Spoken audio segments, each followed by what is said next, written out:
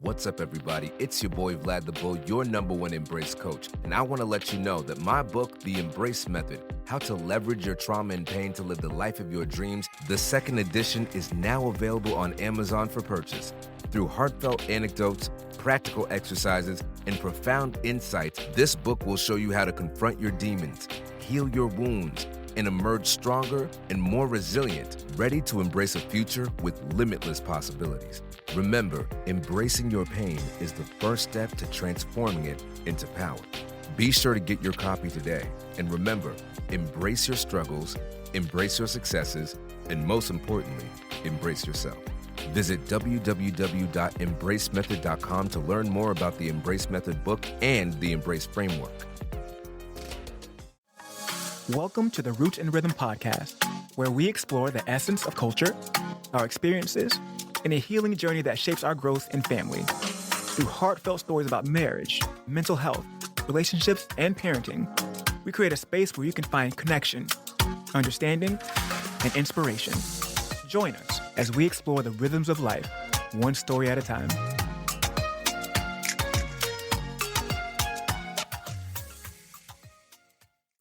What's up, everybody? Yeah, welcome to another episode of your favorite podcast, the Roots and Rhythm podcast, where we explore the rhythms of life one story at a time. It's your boy, Vlad the Bull, your #1 Embrace coach. And Angie, la Cyber Mommy. Cyber Mommy's in the building. We are post-Thanksgiving on our way to Christmas. Christmas. It's almost Navidad. It's almost Christmas. And look, we have 3 weeks left in the year. Mm-hmm. So before we even jump into today's topic, I want you to think about next year right now. Don't wait until January 1st to start doing them steps now. Work to get there now. Get your planning in. So if you're a vision board person, I'm going to be buying my vision board stuff next week. Oh, nice. So it would be the first time I actually did a vision board because I've got way too much that I'm trying to manifest. We do a digital vision board. Like at work, we have a vision board party. Yeah, and mine's digital where it was for last year. I got to have mine with the you got to see it. I mean, you do have a lot of. Like if you see our office where this is like there's things all over my wall. So don't wait until it is time for you to already be in momentum to start gaining momentum. Think about your goals right now and start working towards them. That's all I want to say. And December's just always so busy. My daughter has a birthday. Your son has a birthday. It's Christmas, end of the school year activities. There's spirit weeks. Everybody wants to dress the kids up as a freaking Grinch. They have to wear red. They have to wear green. They have to wear their pajamas. We're having hot chocolate at least twice a week with marshmallows. We're watching Christmas movies. We have the decorations. Yeah. But I did tell the girls, because they don't believe in Santa Claus. I never did Santa Claus with them. We don't do Elf on the Shelf. We don't do Glinda on the window. We don't do Snoop on the stoop. We don't do none of those things. Wait, who's on the window? From Wicked. Oh, I never seen it. Yeah. So we don't do none of that. They know that it's like all magical and some people believe and that's okay. And we pretend with them if they believe. But I told them, I was like, look, we're going on this Disney cruise. You're getting something to read, something you need, and I forgot the other little something to feed out.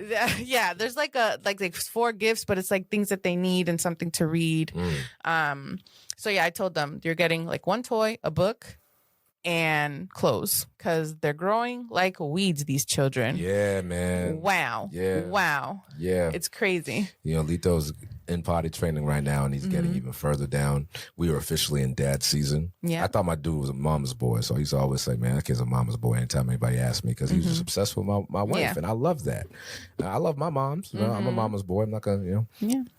But right now we're in dad season because of the potty training. And for those of you young fathers out there, fathers to be, get ready if you're raising a young king, because once you start showing him how to go to the bathroom, he's going to be looking up to you on a whole nother level, because he didn't know you and him have the same stuff. Yeah. But beyond that, that's fair. He knows that only you can teach him the way. He doesn't know anything else that he's expecting to learn from you as a man. This is his first workshop. So enjoy it. I love this season of dad season. My man is like obsessed with me. And I'm here for that. I love it. Yeah, it's so cute. I love it. I know. Aria is potty trained officially. Like we buy the pull-ups for nighttime. But yeah, it's just that I'm so excited for you guys to get over that hump because it's like a whole new world. That hump is like, it is a big, nasty, gnarly hump right now. Right. You're saving so much money. Yo, as parents, there are 3 things you wait for. Mm-hmm.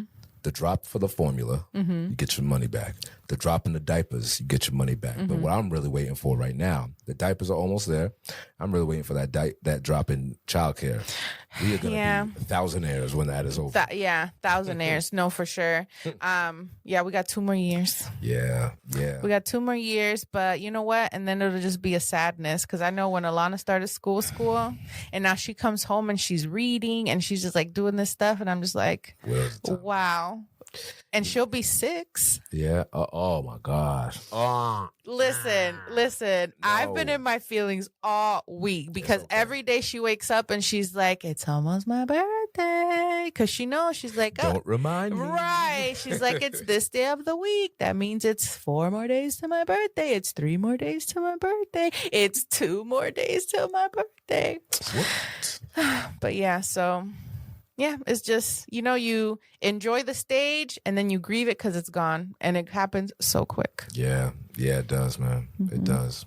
I see Lito with a backpack on and I'm thinking, like, I'm not ready for this. Yeah. I'm not ready for this. And that's actually a perfect segue. I might not be ready for him to grow up. You might not be ready for your girls to grow up. So what are we ready for? Ready for is for y'all to just subscribe to this channel. Oh my God, that's so good, Vlad. You might not be ready, but we might not be ready. Prepare your life. You're ready right now. If you're listening to this, to hit that subscribe button. If you're on YouTube, smash it. Yes. And if you're on Spotify, if you're on Apple Podcasts, smash that. Well, I don't know what button's on there, but share this thing. And make it your favorite so you get notified when there's new episodes. Okay? Do it. So I want to jump into today's topic. Today we are talking everything divorce. Life after divorce. Life after divorce. Life during divorce. What precedes it? Why do people stay? Why do people finally leave? And what can you expect in a new normal afterwards? Right? And I want to preface this. This is not like a special announcement. We are not getting divorced. But we are both the products of divorce. Yep. We're both the products of divorce. And for whatever reason, there's a lot of people in our not immediate circles, but still friends of ours, some besties of ours that are going through that process. And it's really sad, but sometimes I feel like it's also empowering because sometimes that is what's needed to move on for something that there's no saving at the end of the day. Right. And that's true, man. Yeah. That's true. So that's what's happening today. That's what's happening today. All right. So I want to start off with a few statistics. Obviously, in talking about divorce, we can't talk about divorce without talking about marriage. As being 2 adults who were once children of divorce, you and I have had a front row seat to what that looks like, what the fallout is. But that was back in the 90s, and I don't know when your parents got divorced, the early 2000s. But what is going on today with marriage, particularly in the United States, in this country? So check this out. They say about 40 to 50% of first marriages in the U.S. end in divorce.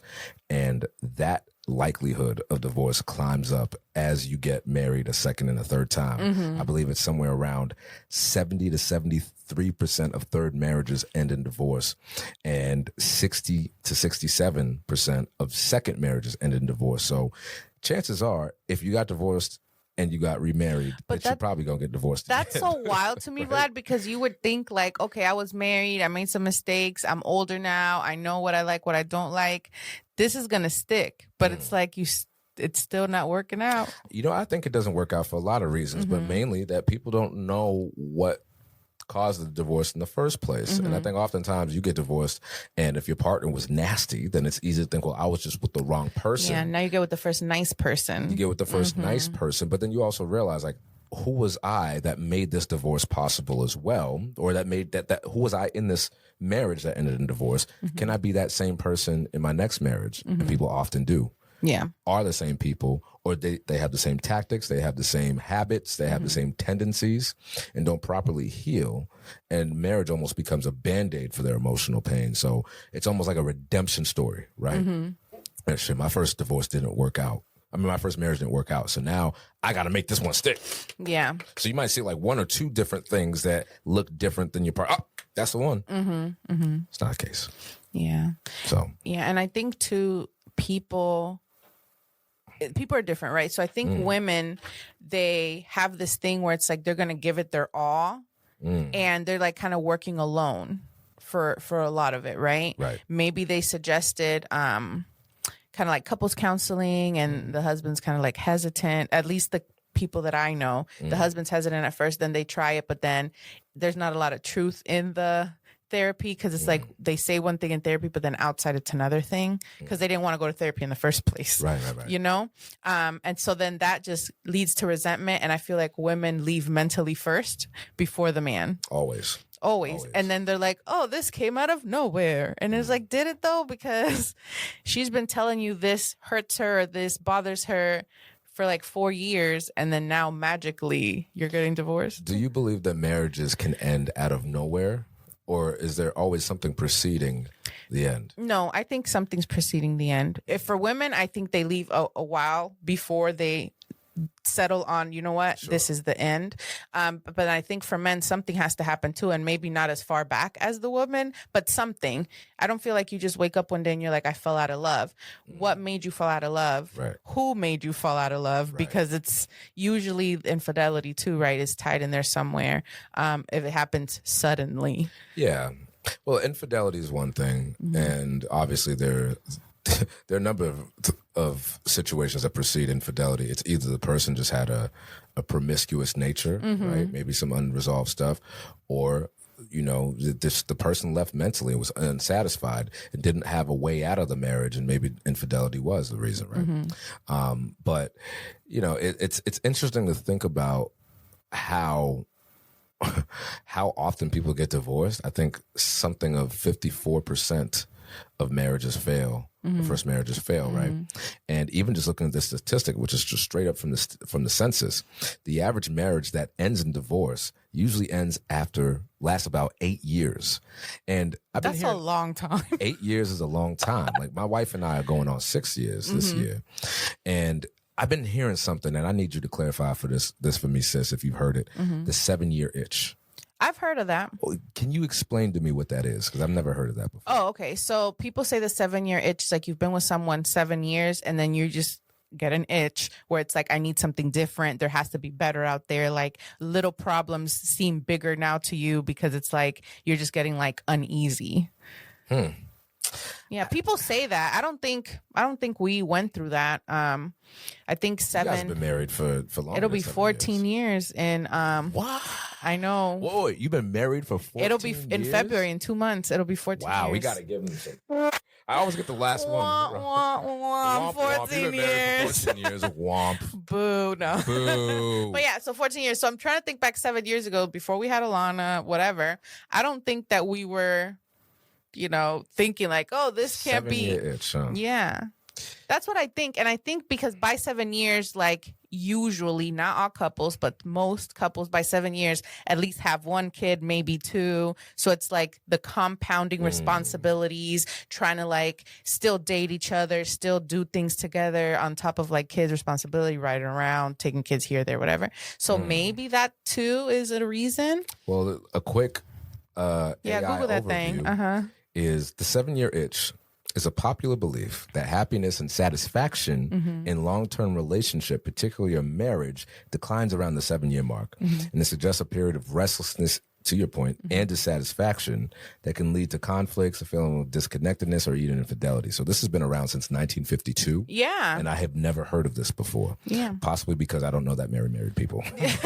But what's interesting is, okay, I hear the 7-year itch thing. And it almost made it sound like when I read it the first time that it's guaranteed to happen. Long-term relationship or marriage.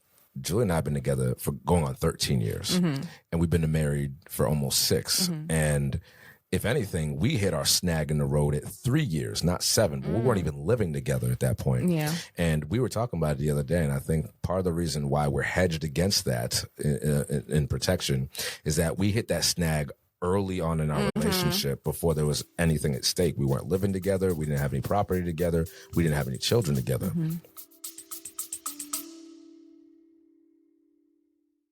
Hey everybody, it's your boy Vlad the Bull, your number one embrace coach. Listen, I know that you are enjoying this Roots and Rhythm podcast episode, but I want to take a minute to talk to my fellas. Let's talk energy and vitality. If you've been feeling low, sluggish, or not quite yourself in the bedroom, it's time to check out the Natural E-Man. It's a powerful, all-natural men's supplement created by a good brother I trust, Dr. Quentin Cancel, someone I met in my men's group who's all about holistic health and real results. Trust me, I've seen the impact firsthand. So if you're ready to level up your energy, confidence, and performance, visit naturaleman.com and feel the difference. That's naturaleman.com. The link's in the show notes. All right, y'all, let's get back to the podcast.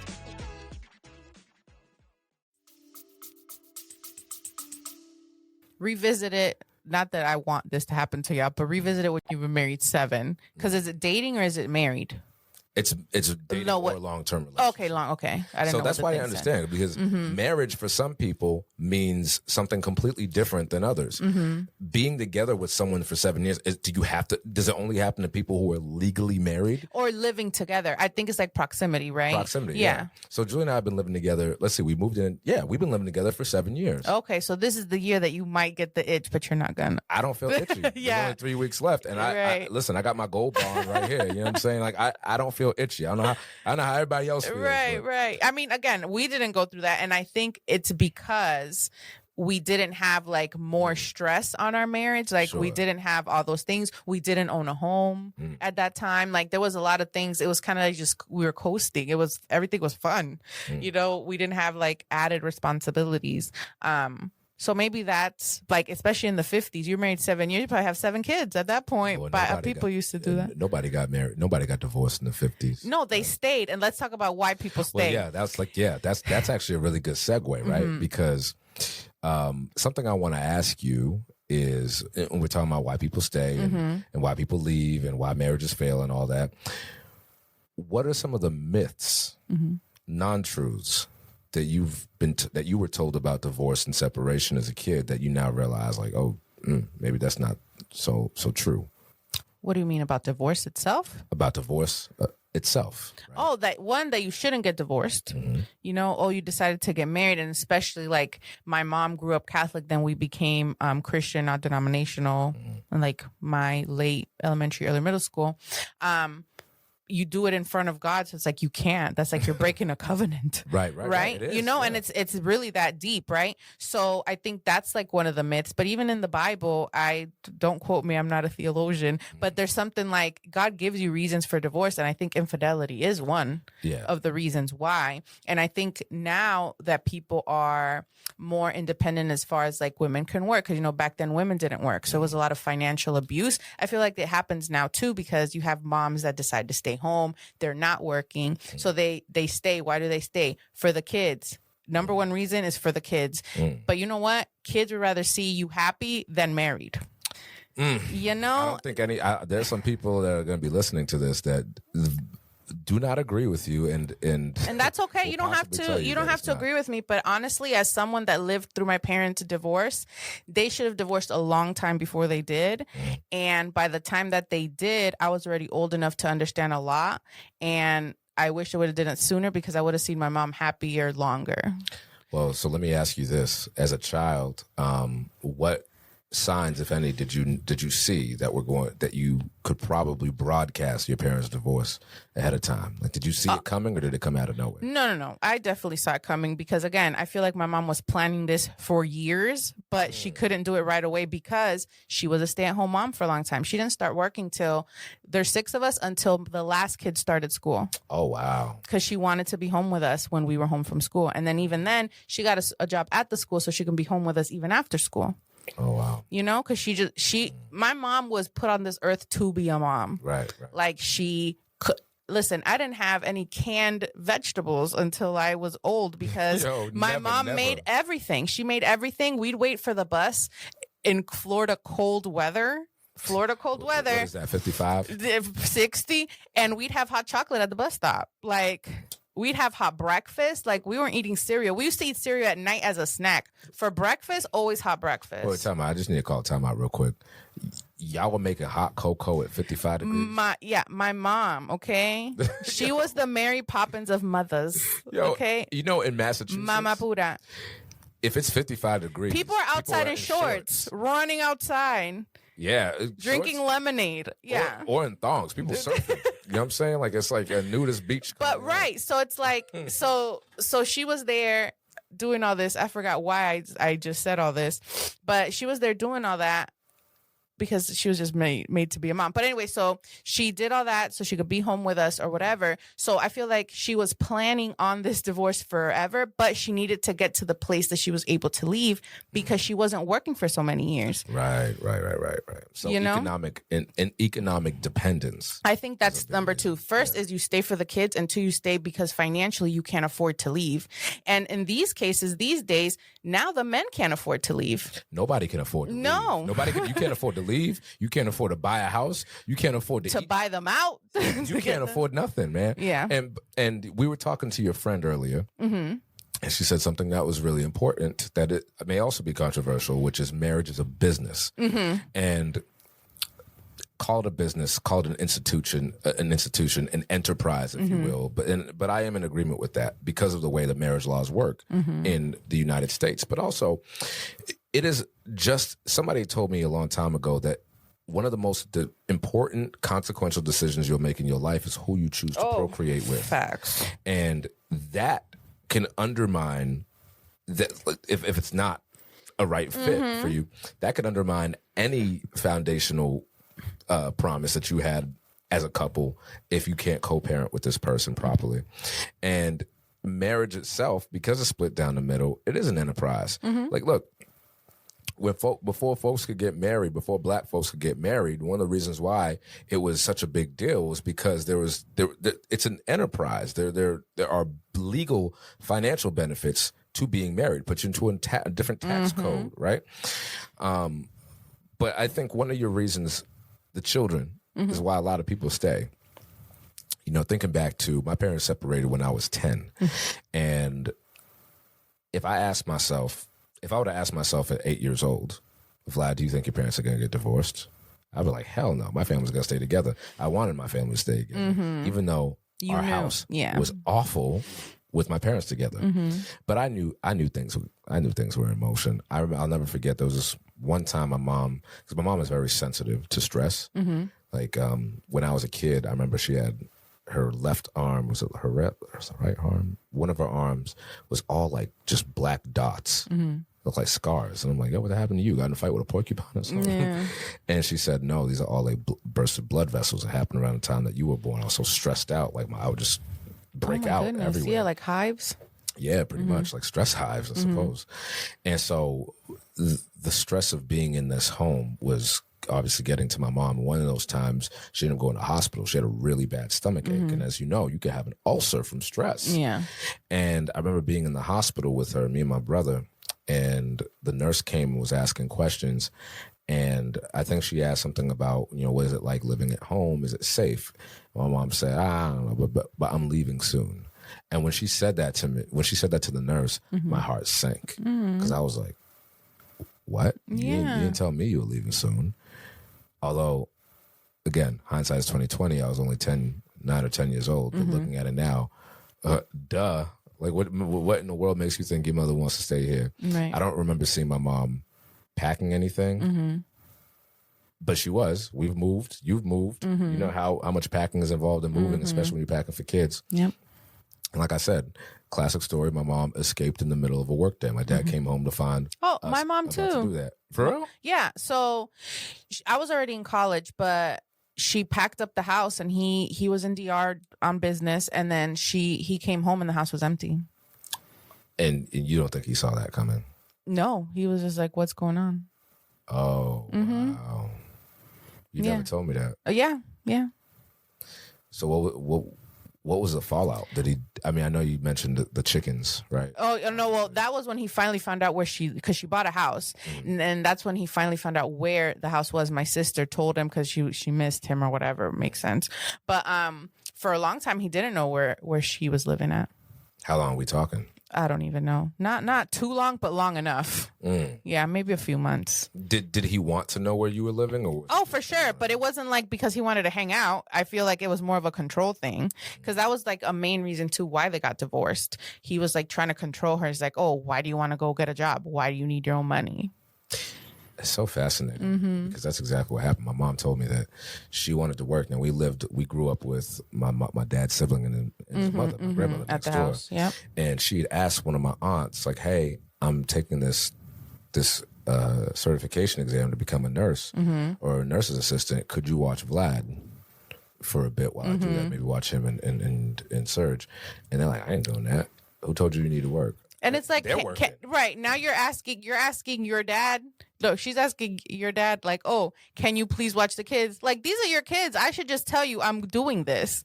But that's the control piece, Vlad. It's like, why should I watch? Like, that's your job. You're not working. I got to go to work.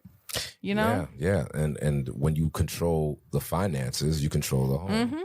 And so that second point, the economic dependence, there are people, man or woman, it happens now, and it can happen to anyone of any different culture, of any gender, any sexuality. There are so many pieces of coercive control that we could talk to, but economic control is one of those big ones. Financial abuse is one of those big ones, right? Because you sabotage a person's independence, you will sabotage their ability to not only recognize the abuse, but escape from it. And one of the reasons why my mom took so long to leave was because she was tied up in some stuff that she didn't know she was tied up in. And what I mean by that is, my mom tells a classic story about how my dad did something to my brother. He just, like, I don't know what it was about my brother that my dad just hated. I think it was personally, I think it was seeing his image. I was his firstborn son. Yeah. Freaked him the fuck out, right? Yeah, that, and he didn't know how to handle your brother. Well, back then he wasn't diagnosed, but he knew that he was different. Yeah. And he didn't know how to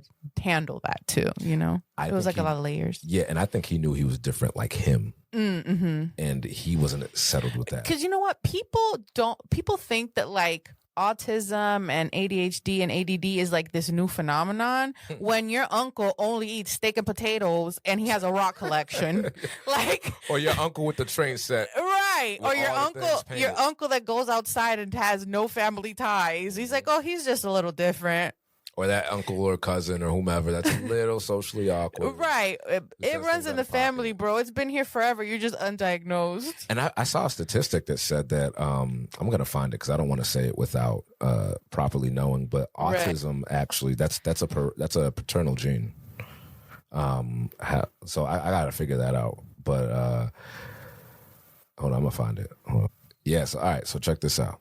So while both parents can contribute genes, studies indicate that siblings with autism may share more of their father's DNA, with one analysis suggesting around 66% compared to 30% from the mother. Yeah. So neurodiversity, it's like the chicken and the egg, right? If you have somebody who has inherited neurodiversity from a parent, but they've also been raised in trauma, is it the trauma that makes them different, or is it the neurodiversity? Can neurodiversity be caused by trauma? That's something we'll discuss and explore in another episode with a trauma expert. But to that point, I think that's why my dad couldn't connect to my brother. But anyway, my mom was crying at church, pleading at the altar, like, I don't even know what to do, with Surge in her hand. I think she was pregnant with... Oh, no, I think she was with me. I don't even know where I was. I don't know where people were, but my mom was at church. Nun found her and said, my child was wrong. Yeah. Aww. And so this nun puts my mom into contact with some law students that can help her get out of the situation, find resources so that she can get on her feet. Right. And when my mom started really trying hard, she's like, okay, I have this plan. The most viable plan is for us to get into the housing projects. I stay there for a few years while I rack my money up, and then we can buy a house. Yeah, I'm trying to get away from this man. And so it was this plan to systematically get further and further away from my father. And what made it, and what the breakthrough was that my mom was astounded, Angie, because the lawyer was like, why are you trying to get into the housing projects when you own property? And she's like, what are you talking about? own property. What property? What are you talking about? Right. So, well, your name was found on this loan right here for this house in Brockton. So I don't know if I ever told you this. No. My uncle, somebody in my dad's family. So my uncle was buying a house. And when my uncle bought the house, I think he was trying to refinance or get a quick loan or something. So everybody in Haitian, almost everybody in Haitian culture, any woman is named Marie something. Right. Or Maria, Marie. Yeah. Right? So paternal aunt, my dad's sister, her name was on the loan, but with my mother's social security number.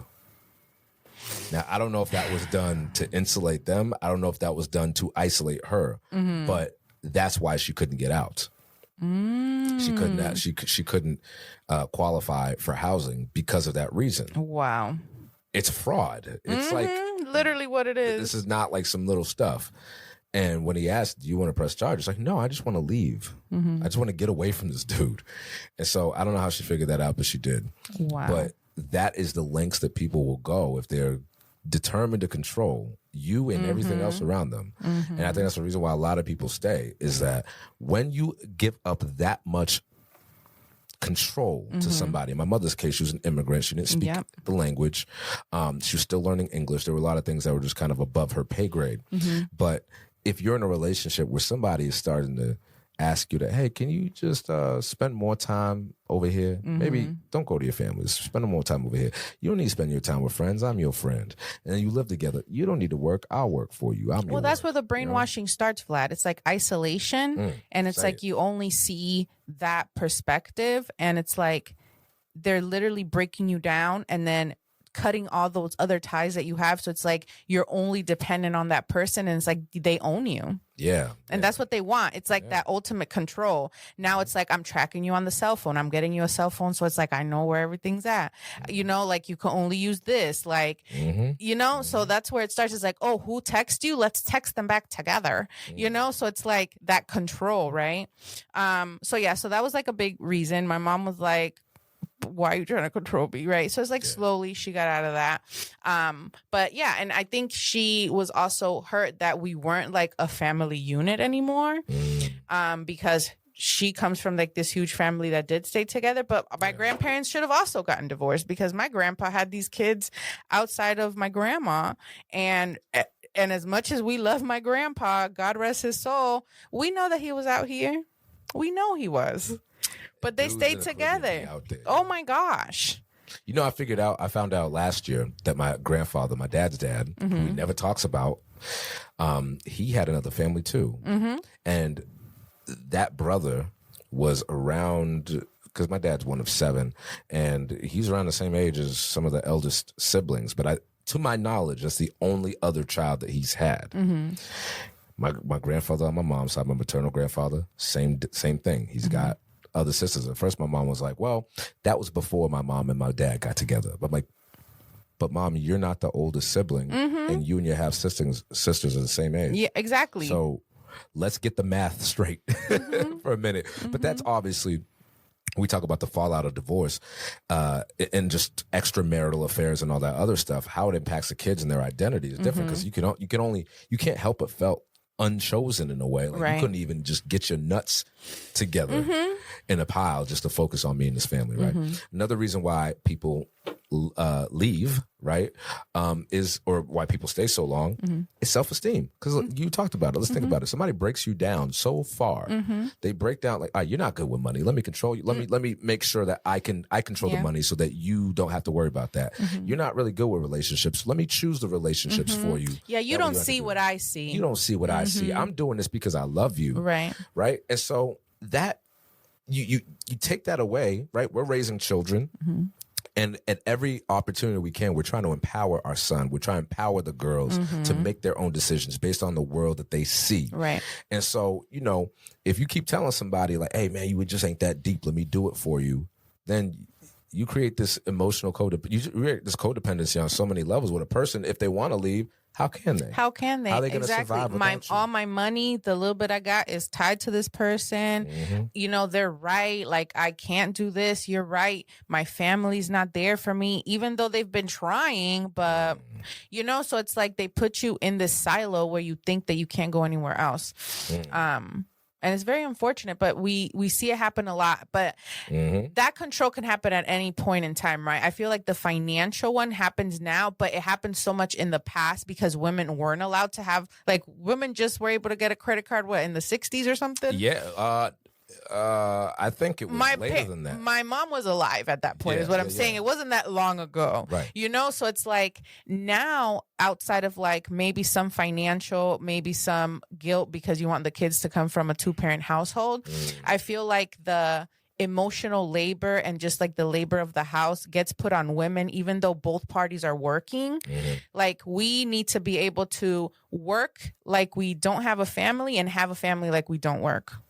Like, those are the expectations. And I know that men don't feel the same way because no one, if I go somewhere and people are like, oh, where are the girls? No one asks Wallace where the girls are. They just assume that they're with me, you know? And it's that double standard, and it's just society. I don't think it's like something that it's the patriarchy that we're perpetuating, but it's what it is, right? It's like, oh, you're working. Who's taking care of the girls? Yeah, and I mean, let's call a spade a spade. The patriarchy makes it so that men are off the hook. Yeah, that's not to say that's not to say that most men operate that way. No, but that's and how I know most men are taught to operate. And not all men, obviously, but all men. Julia always makes a funny comment because whenever we go to, like, we went to Trader Joe's one time and I was pushing the cart with Lito in it, and everyone, all these older women were like, "Oh my God, he's so cute! Oh my God!" And she's like, "I don't have to say that when I'm pushing." Right? Or they're like, "You're such a good dad." Prime example, Vlad. Now you know I'm single parenting out here with the girls a lot of the time. Wallace travels for work. Wallace parenting apart. Thank you. We're parenting apart. So I'm there. I'm doing the thing. Wallace also does the thing. I'm not negating. Wallace is great when he's by himself. Right. Thing, yeah. But what happens, I go on a work trip. Tell me why people are like, oh, Wallace, I just wanted to drop off a pizza because I know you're by yourself with the girls. Ooh. Oh, Wallace, our friends. Our neighbor. Didn't nobody get me no pizza. Right, that's what I'm saying. Nobody brings me a pizza. Y'all know if the bus ain't there, that means Wallace is gone. Ain't nobody like, oh, Angie, here's a casserole. Because I know. Do people make casseroles in 2025? My neighbor makes casseroles. Oh, wow. But yeah, so it's like, oh, I know, Wallace, you're here by yourself, you know, because we're very open with our neighbors. Like, oh, Angie's going to leave or Wallace is gone or whatever. You know, we share on our street. But yeah, it's like, oh, Wallace, I know you're home by yourself with the girls. Here's a casserole. Yeah. You know, and it's like because they think he can't because we're just conditioned to think men are incompetent. And I feel like some men use that to their advantage, weaponized incompetence. So it's like, oh, well, you're just better at that than me. And it's like the domestic labor of the home. You know, and that also leads to divorce. Oh, absolutely. I don't know the statistic off the top of my head, but it's big. But a conversation, right? A conversation that I hear women discussing online and even within our groups is that they feel like they have to be a parent to their partner and to their children. The third or fourth kid that you have. Which I don't understand because me neither. My mother raised me to be so independent. My mom, let's put it as that. My mom never got remarried. Yeah. And she never redated. You were her other husband. Yeah, right. She was parenting you, other husband. And she was, exactly. And all the while, she was training me to prepare for divorce in the case that it happened. Yeah. But she was, let's keep it a stack. She was just being like, somebody's going to leave you someday and you got to be able to cook, feed and cook and do all that other stuff. But most men don't have that expectation culturally. They'd be like, oh, why ain't your wife having you a home cooked meal when you get home? Well, I'm like, why can't you cook your own damn meal? Well, you know what's funny too, Vlad? I was literally with my work friends yesterday and we were having this conversation how I feel like it might just be Caribbean moms. That's the only real moms that I know like personally like that to bring this information from. But it's like when they have daughters, Caribbean women have daughters, they raise them to be wives later on. So it's like you have to do this, you have to do that. And it's like the first day that you cook a meal by yourself, it's like, oh, you're ready to get married. That's like a saying, right? It's so wild, bizarre. But anyway, it's like, oh, you're preparing the girls to be wives, but they do not prepare the boys to be husbands. No, not husbands. No. They don't prepare them to be providers.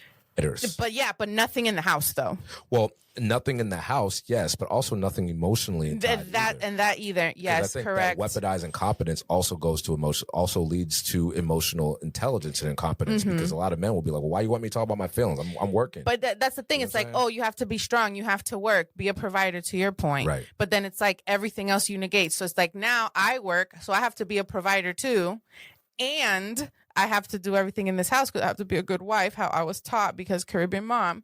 And I also have to do all the emotional labor at the house because you're emotionally weak. Again, not Wallace, because he's the best.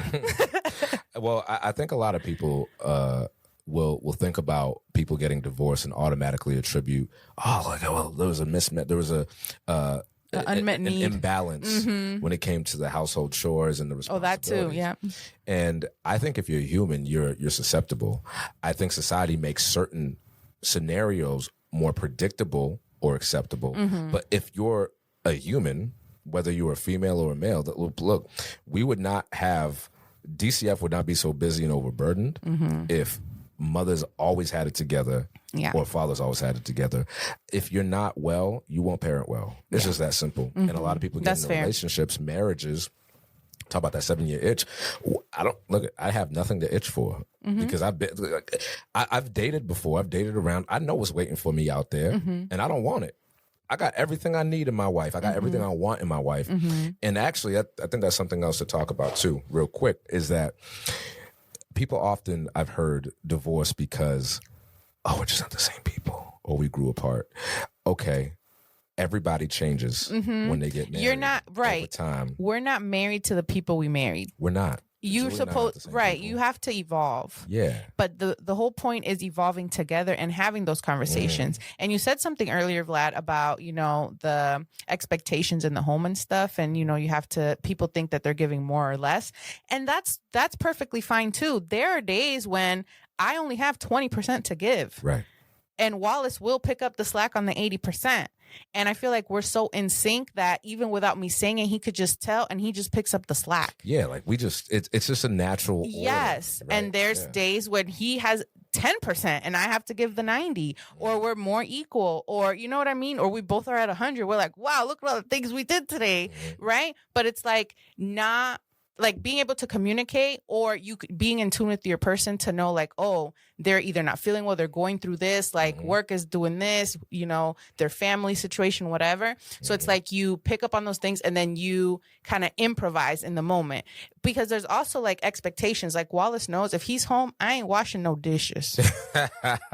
Right? Like that's also there. And Wallace also doesn't boil water. So I don't expect, like, you have to have realistic expectations. Like if you're not married to someone that is comfortable cooking, don't expect them to make you a gourmet meal. Now you're setting up yourself for failure because you're expecting something that you're not going to get. Well, which brings us to something that pisses me off personally. Okay. When somebody's like, well, I'm just going to get a divorce, or I'm just going to think about separating from this person because I tried to give them a chance so many years. Like this person, like they don't ever help out with the kids, and they never help around the house, and they don't want to do chores, and they don't want to give up their NBA and ESPN, or they don't want to give up their. Oh, like okay, I got you.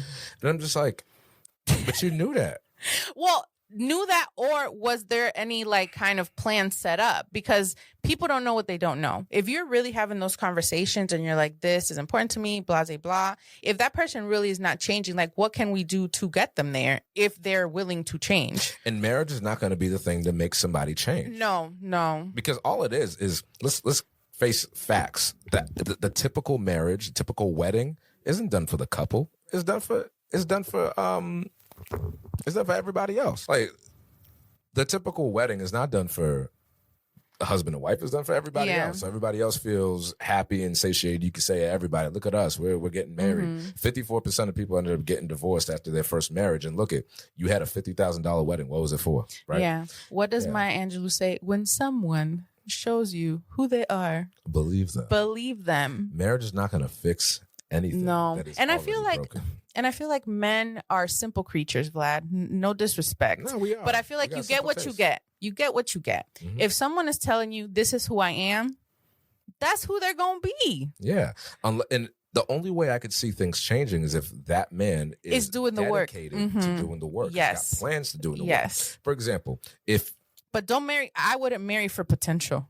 No. Oh my gosh. I'm so glad you said that. I'm not, because you know what? I am not a construction worker and I don't need a project. Like, Yeah, I'm so happy you mentioned that because so many people marry on potential. Yes, he could do it. It like, kills me. So again, Wallace and I got married so young. Wallace didn't have no car, he had no money, but we were both young, right? I knew that Wallace didn't have those things because he was young. Right. There was nothing in my life that told me Wallace couldn't get those things. Right. You know what I mean? But if Wallace needed to work on something like, let's say, he had trauma and he needed to work on it. Like, if he's not taking those steps already, like if he wasn't already in therapy, why would I try to get with him to mold him into someone I want him to be if he's not even almost there? Right. And especially if I wasn't with Wallace and I was in my big age right now, I couldn't take on a real project. Well, and I don't think that it's not fair. No, and I don't think that you should be taking on people as projects, right? If you have a standard for somebody just to treat you nice, we used to have some friends, and one time we were years ago, Julie and I, we were celebrating Christmas. And we're like, what do you want your partner to get for you? And she was like, well, I just want my boyfriend to treat me nice. I just want him to talk to me nicely. The bare minimum, Vlad. And I'm just like, maybe for Christmas you should get like a dating website subscription. Right. Because I'm like, yikes. For you to have to ask, can you treat me nicely, please? Can you respectfully speak to me? How does the gas station attendant treat you nicer than your boyfriend? What did I say? Yes. What did I say earlier? Somebody's like, well, why do you love this person? Why are you getting married? What is the foundation for you thinking that this enterprise is going to take off and sustain itself? And when people are like, oh, well, she's just so nice. I'm like, who cares? Walmart greeters are nice. Right. You gonna marry a Walmart greeter? You gonna marry the Subway person who makes your Subway sandwich? Like, look, being nice and decent is just a human trait that most, if not all, people should have. And if you don't have it, then work on it. But for God's sakes, don't marry somebody thinking that the marriage, the institution, the commitment, the ink is going to make somebody become somebody they're not, because it's just not going to happen. Yeah. And that didn't happen for my mom. It didn't happen for your mother. It doesn't happen for the 54% of people that get divorced. And I'd like to think, because I used to be so paranoid, because I used to think, Angie, I want to get married and have a family, but what if it ends? Yeah, because it's so nothing around me scary. says that. I'm only one. Now, like, look, my mother and my father are divorced. My uncle is divorced. My other uncle is divorced. Yeah. The only people that are married, across both of my families, there's like 3 or 4 marriages and like I don't know how many families. It was me, my uncle, my cousin, and my cousin in Haiti. But outside of relationships I know, there's only those 3. Yeah. 3. And I was like, what evidence do I have that this is going to work out? And so I used to think to myself, no matter how solid Julie and I are, there's going to be something that makes us come to an end. I just know it because look at what's going around. Yeah. And then it wasn't until recently, when I say recently, within the last 5 or 6 years or so, that I realized I'm like, the potential for this marriage is what I put into it. And if there's no work being put, if there's no input, if I just kick my feet back and think I'm just going to invest in this marriage passively and no work, and get some 8% returns like you do with your stocks, you're going to get no returns. And so, I think marriage is what you make of it, but it isn't an end all be all. It is not a tool to empower somebody to treat you nicely or to actually get to know who you are. If somebody's not interested in you now, marriage is not going to make them interested. And I think, like, to your point, it's the actions behind it, right? Because we can think a lot like, oh, I think that they'll change, or, oh, I think that they're doing the right steps. But until that is put into action and it's like they're moving in that direction, like they're actually taking those steps and doing whatever the things are that they need to improve, don't expect that until like the actions are there. Right. So let's talk about, as we wrap up, I want us to talk about what life after divorce looks like, right? Because we both lived and live in the aftermath of divorce. I was a child. I don't remember how old you said. Oh, I was 18. I was okay. grown. I was a grown up. You were grown, but I was a baby grown up. You were still a baby grown up. You know what I mean? 18 years. I'm always my mama's baby. Yeah, So what is life? What can you expect with life after divorce and separation, and what can you do to give yourself a fighting chance to not be one of the 60 to 66% of second chance divorcees or the 70 to 73%. But you know what? I'm very interested in those stats, like going deeper into those stats, Vlad, because I feel like when women get divorced, they already have a community and they that people rally around them. And it's like they have that glow up, like their divorce glow up. They lose the 150-pound man and it's like, wow, new person.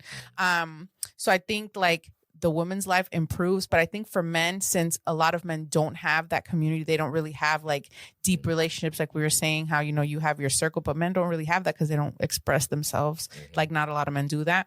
I think those men remarry, and the divorced man is a woman's first marriage, like the woman they get with.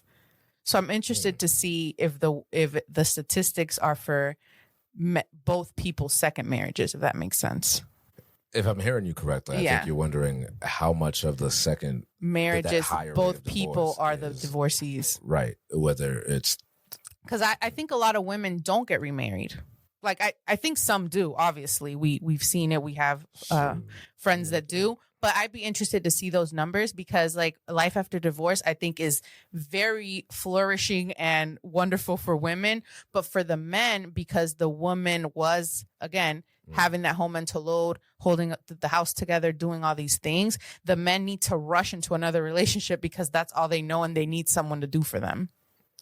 Well, I think that, and again, this is just like we're talking about the typical situation where the man is just an adult child and the wife has to.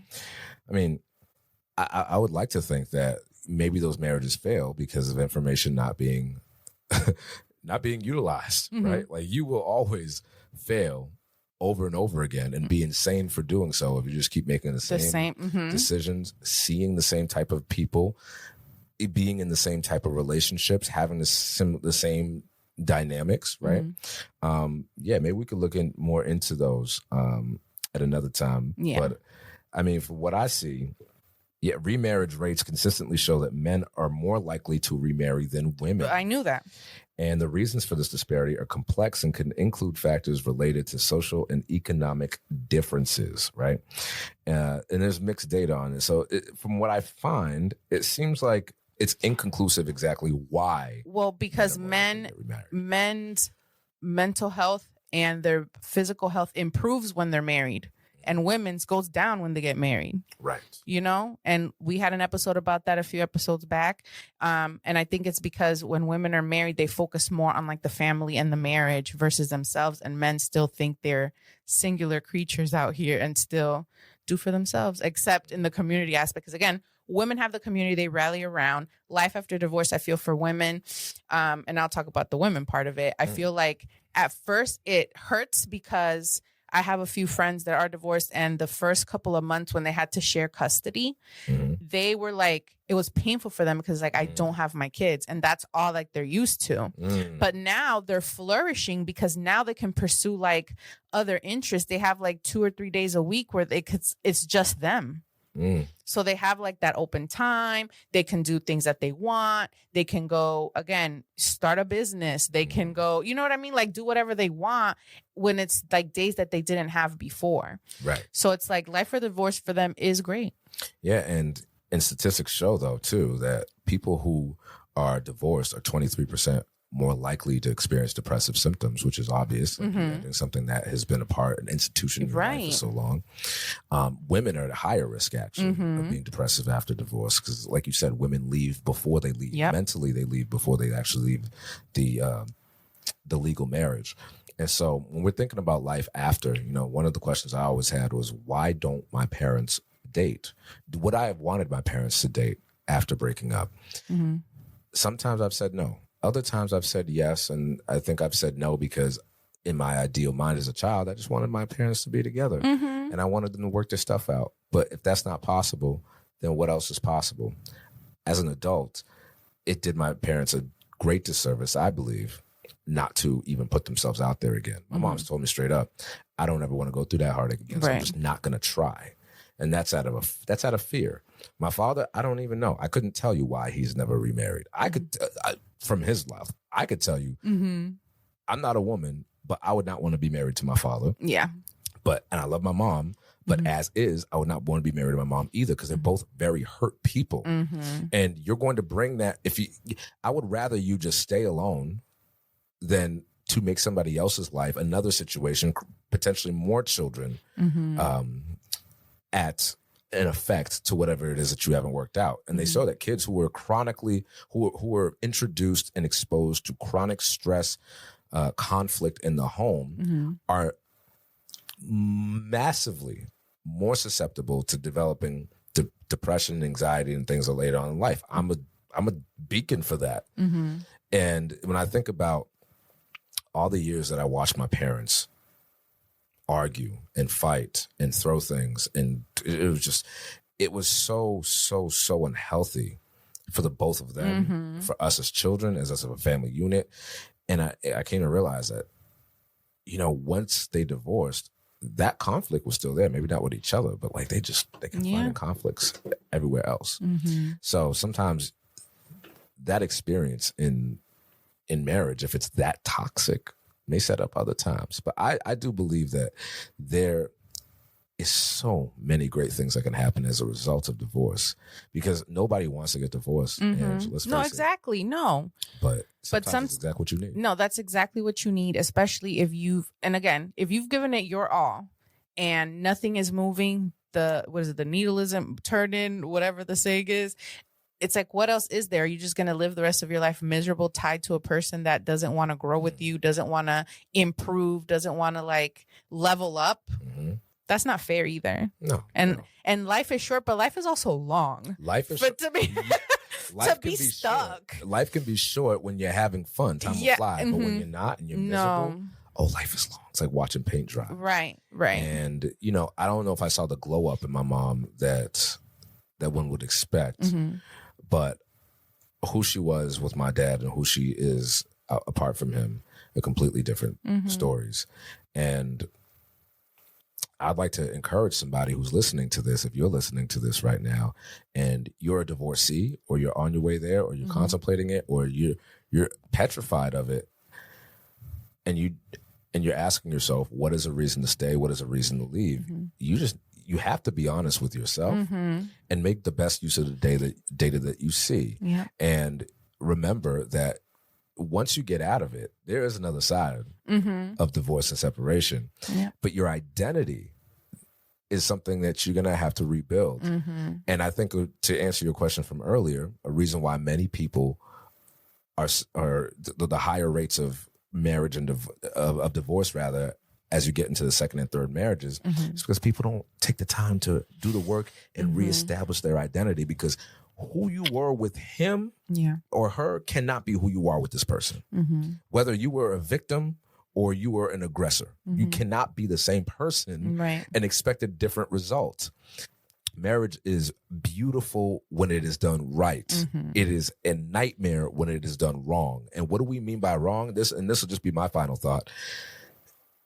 If you're marrying on potential, if you're hoping that it'll work out, and if you don't have any standards for your partner, right, Angie, other than them being a solid wife, or being nice, or being hardworking, you need to find somebody that respects you, that loves you, that is willing to grow with you and stay connected as you grow. Because when people grow apart, it's not because suddenly I want to go skiing and Julie wants to go bungee jumping. It's because maybe I started talking about skiing, but I wasn't connected to Julie when she started talking about bungee jumping, whatever it is.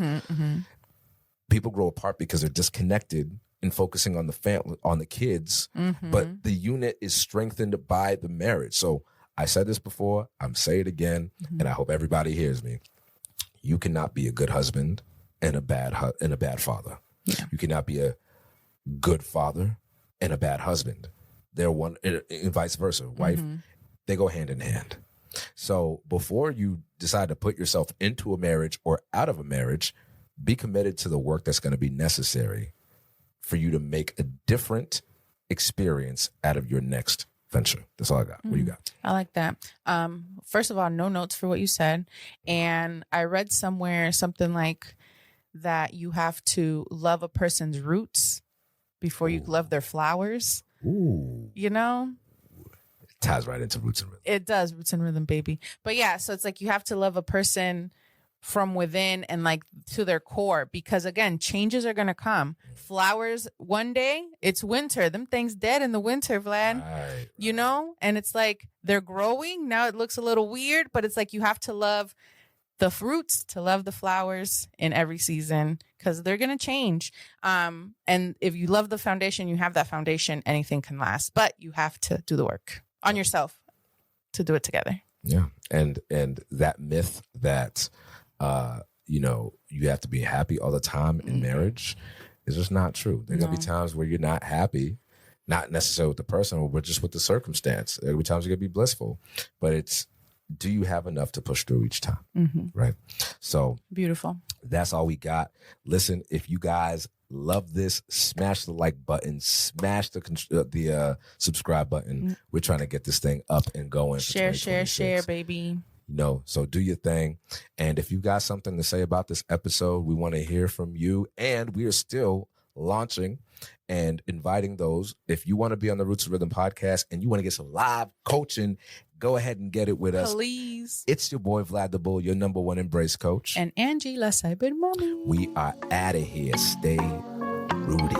Thank you for listening to the Roots and Rhythm podcast. Make sure you like, comment, and subscribe so you can stay notified for all our updates, including new episodes. Until next time, y'all, stay rooted. This watch, so it's counting my steps. It's pretty cool, but I need new tennis shoes, Vlad. I've had my tennis shoes since probably before Lana was born. So do you have any recommendations? I know you're on your fitness all the time. I used to think that you had to spend at least $150 on shoes, sis, in order for you to actually get some quality ones.